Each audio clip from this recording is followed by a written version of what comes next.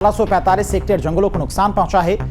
तो बड़ी खबर आपको बता रहे, आज सुप्रीम कोर्ट में वनाग्नि की घटनाओं को लेकर सुनवाई होनी है। तो उत्तराखंड में के जंगल लगातार धधक रहे हैं और आज वनाग्नि की घटनाओं को लेकर सुप्रीम कोर्ट सुनवाई करेगा कि सरकार की तरफ से किस तरह से कदम उठाए जा रहे हैं। अब तक वनाग्नि की घटनाओं को कंट्रोल में क्यों नहीं लाया जा सका है, क्यों ये मामले बढ़ते जा रहे हैं, ये तमाम सारे सवाल सुप्रीम कोर्ट भी पूछ सकता है। और इस मामले में पक्षकार बनने के लिए आवेदन दायर करने वाले एक वकील ने पीठ को बताया कि उत्तराखंड की कुमाऊं क्षेत्र में लगभग 44% जंगल जल रहे थे। इनमें से 90% आग इंसानों के द्वारा लगाई गई थी। पिछले 1 नवंबर से अब तक उत्तराखंड में 910 घटनाएं ऐसी हुई हैं जिसमें लगभग 1145 हेक्टेयर जंगलों को नुकसान पहुंचा है। तो कुछ लोगों के द्वारा जानबूझकर जंगलों में आग लगाई गई, उनके खिलाफ भी एक्शन लिया गया है।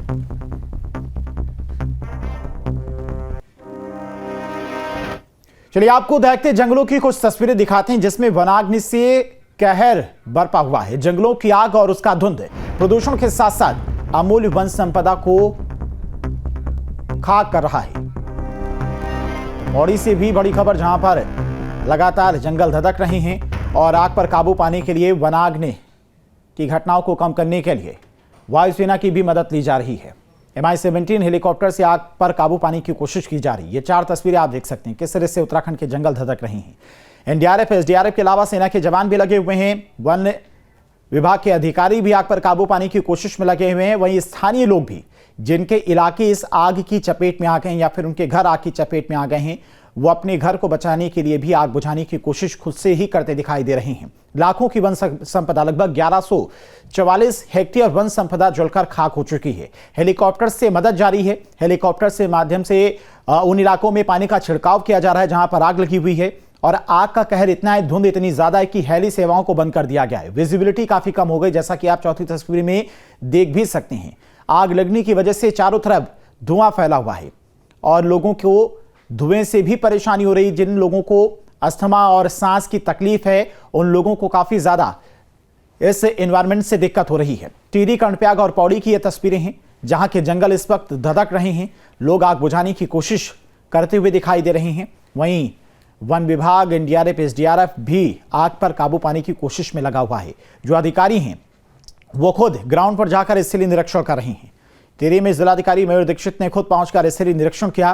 कर्णप्रयाग की बात करें तो वहां पर भी किस तरह से लोग आग पर काबू पाने की कोशिश कर रहे हैं वो आप देख सकते हैं। अपनी जान पर खेलकर लोग आग बुझाने की कोशिश में लगे हुए हैं ताकि उनके घर बच सके, उनके खेत बच सके। तो सुप्रीम कोर्ट में भी आज वनाग्नि की घटनाओं को लेकर सुनवाई होनी है। सुप्रीम कोर्ट भी सरकार से सवाल पूछेगा कि अब तक वनाग्नि की घटनाओं को कंट्रोल क्यों नहीं किया जा सका है।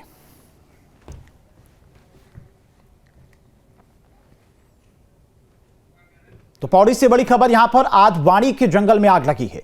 आग पर काबू पाने में जुटा MI-17 हेलीकॉप्टर। अलकनंदा नदी पर बने डैम से बकेट में भरा पानी और आडवाणी के चलते जंगल पर पानी की बौछार की जा रही। वहीं कर्णप्रयाग की बात करें तो कर्णप्रयाग में भी जंगलों में इस वक्त आग लगी हुई है और जंगल में आग लगाते हुए 4 लोगों को वन विभाग ने पकड़ा है। लोगों से जुर्माना लेकर उन्हें छोड़ा गया है। वन विभाग ने चारों लोगों से 25,000 रुपए का जुर्माना लिया है।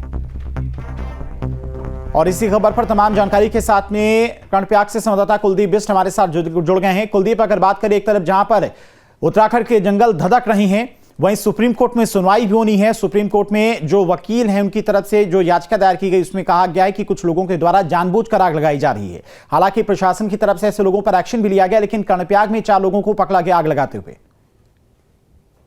जी बिल्कुल, आज महत्वपूर्ण फैसला सुप्रीम कोर्ट के द्वारा दिया जाएगा। जिस तरीके से उत्तराखंड के जो जंगल हैं वो धधकते हुए दिखाई दे रहे हैं, लाखों की जो वन संपदा है या जंगली जानवर है उनको नुकसान लगातार पहुंच रहा है।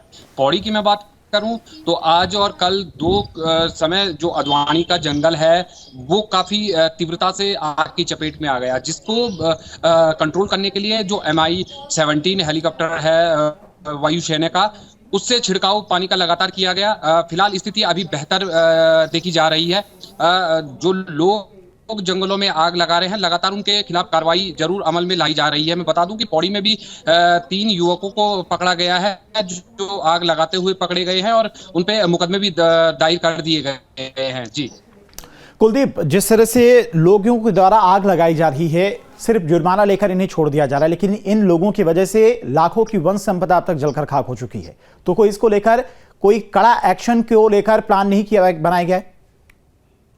बिल्कुल, ये सबसे बड़ा विषय है कि जो लोग जो शरारती तत्व जंगलों में आग लगा रहे हैं और उन्हें पकड़ा जा रहा है, उन्हें मुआवजा देकर छोड़ दिया जा रहा है, जो कि बिल्कुल सही नहीं है। जिस तरीके से हमारी लाखों की वन संपदा को नुकसान पहुंच रहा है, जंगली जानवरों को नुकसान पहुंच रहा है, जो व्यक्ति दमे के मरीज हैं उनको सांस लेने में इन दिनों काफी दिक्कतें हो रही है। मैं पौड़ी अस्पताल की बात करूं तो पौड़ी अस्पताल में आए दिन 500 से 600 मरीज सांस की बीमारी या आंखों में जलन को लेके आप पहुंच रहे हैं। तो कहीं ना कहीं इन लोगों में सख्त कार्रवाई अमल में लानी होगी, जिससे कि इस तरह की घटनाएं दोबारा उत्तराखंड में ना देखने को मिली।